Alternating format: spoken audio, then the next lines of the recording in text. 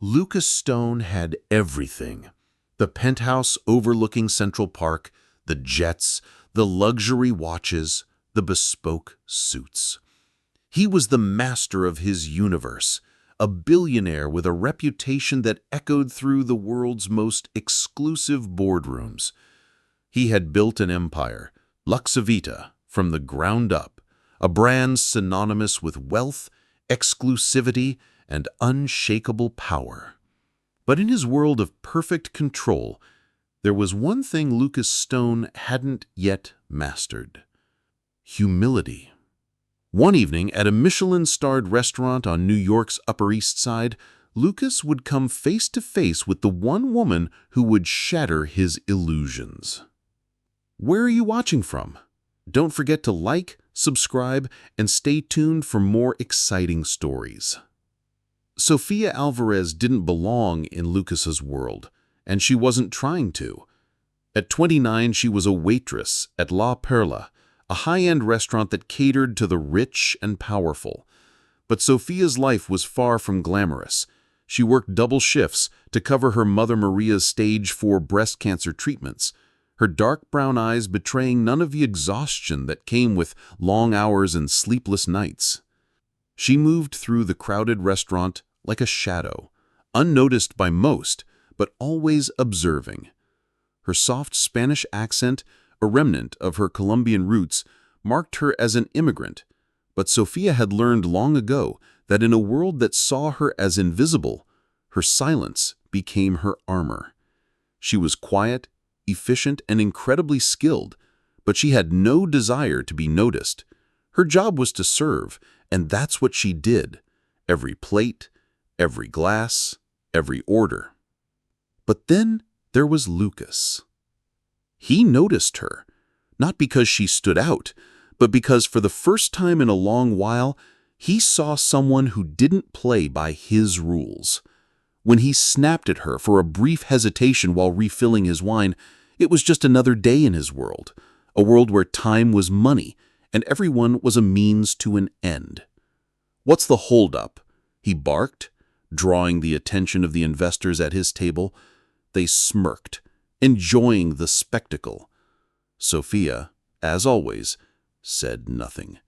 She merely apologized and moved on, hiding the brief flicker of irritation in her eyes. But Lucas's eyes never left her. His smirk widened as he leaned back in his seat, watching her. "You're Spanish, right?" he called out to her, his voice carrying across the room. "If you're so smart, then translate it."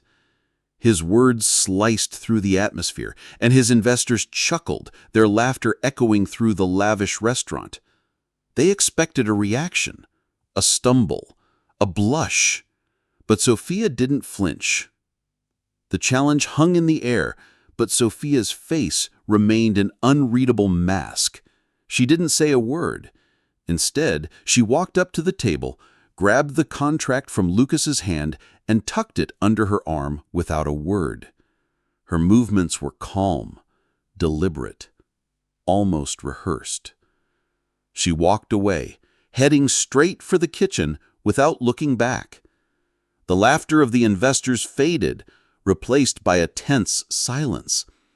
Lucas felt a prickle of unease crawl up his spine. She hadn't reacted the way he expected. She hadn't been embarrassed, humiliated. No, her silence spoke volumes, and for the first time, he wondered if he had underestimated her. The next morning, Lucas sat in his office, overlooking Central Park from the 30th floor. His assistant Claire handed him an envelope. "Hand-delivered," she said dryly, placing it on his desk. Lucas opened it, slicing the envelope with his silver letter opener. Inside, he found the same contract from the night before, now translated into perfect English. Every single clause was meticulously broken down, with annotations in the margins highlighting the risks his legal team had missed. A liability clause that could cost him millions, a hidden tax implication that could derail his South American expansion, a vague term that could lead to exploitation in labor negotiations. But it wasn't just a translation. It was a masterclass in understanding the deal, one that captured nuances he had missed, nuances that only someone deeply attuned to the human stakes could catch. There, at the bottom of the page, was a handwritten note. "Mr. Stone, you assumed I was just a waitress. Assumptions are a liability in business, as you well know. I translated your contract as you challenged me to do. Next time, read the room before you make a spectacle. Sophia Alvarez." Lucas's pulse quickened. He read the letter again, and then the annotations. They weren't just sharp. These notes were surgical, cutting through the fine print with a precision that made him question everything he thought he knew about business. He sat back in his chair, his mind racing. Who was this woman? How could she see things that he, with all his power, had missed? He buzzed Claire. Find out everything about Sophia Alvarez. Everything. Now. By noon, Claire had a dossier. It was a revelation. Sophia wasn't just a waitress. She had graduated top of her class from Columbia Law School. She had been on track to become a partner at Kessler & Dunn, a prestigious law firm, before she disappeared from the legal world 2 years ago. Her fluency in 5 languages, Spanish, French, Mandarin, Arabic, and Portuguese, made her a highly sought-after asset in international law. Legal journals had hailed her as a prodigy. She had negotiated multi-million-dollar deals, outmaneuvering rival firms and saving tech giants from billion-dollar lawsuits.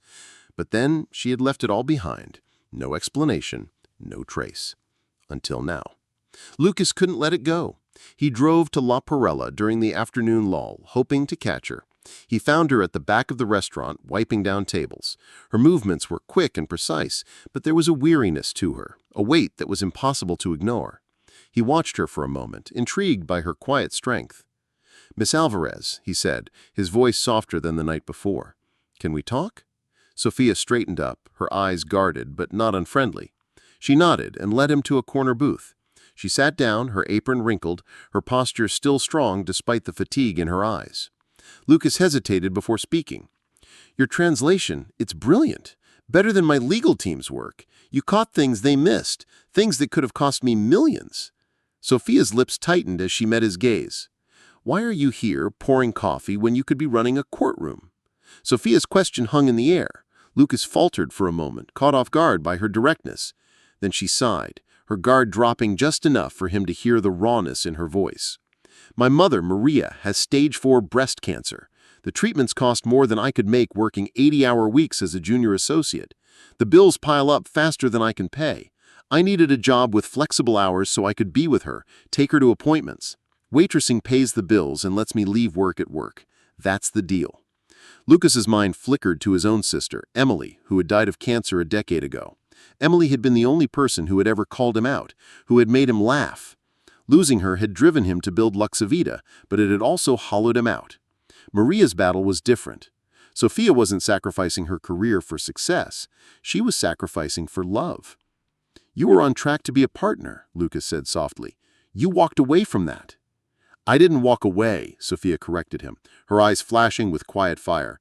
"I chose my family. There's a difference. You wouldn't understand." Her words struck him harder than he anticipated. He wanted to tell her he understood loss, that he too had lost someone close to him. But the words wouldn't come. Instead, he leaned forward, his voice sincere. "Come work for me. Luxavita needs someone like you, someone who understands contracts, who can read the fine print. Name your price." Sophia's eyes narrowed as she met his gaze. "You think I translated that contract to impress you?